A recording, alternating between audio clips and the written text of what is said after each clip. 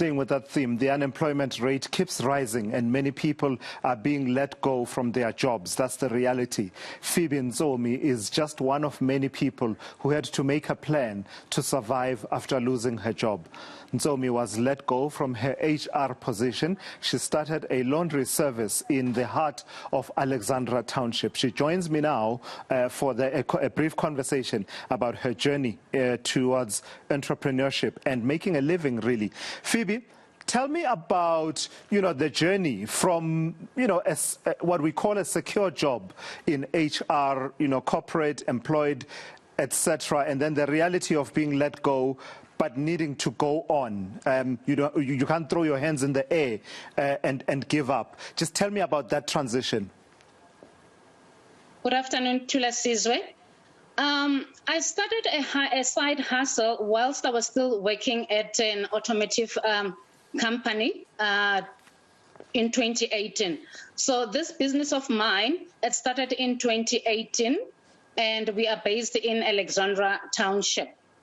It's just a side hustle because unemployment has affected me in a very bad way, to such an extent I decided to be creative, use my skills, use my thinking, and open up a laundry services, especially now during COVID-19, where people are unable to go to your laundry services around the suburbs. So I decided to say, let's open the laundry services in a township so that we can be able to help our people. Most of the people are working from homes, so this would be an ideal time for us to run our business. Yeah. So it started out as a side hustle. Has it now turned into your main activity?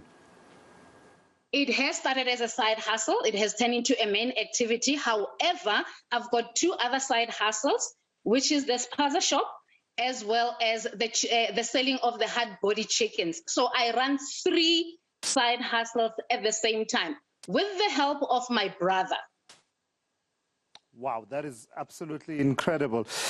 Just tell me what drives you, though. Is it that you've got a lot of energy and a lot of ideas, or are you driven by the fact that the reality of unemployment that you alluded to a bit earlier on, is it survivalist, or is it that I've got to use up all this creative energy that I've got and at the same time create opportunities for others?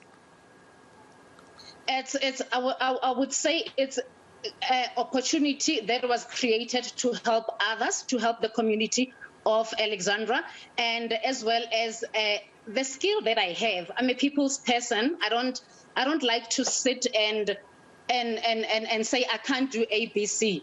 No, I'm that type of a person who likes to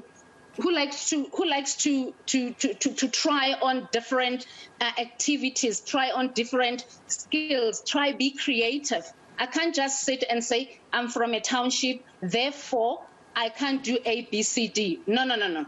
I have to say I'm from a township, and if I have to compete with bigger brands, I have to do so. If I have to compete with the laundry services out there that are making millions of money on a daily basis, I'm that type of a person to say, I will wake up and do so.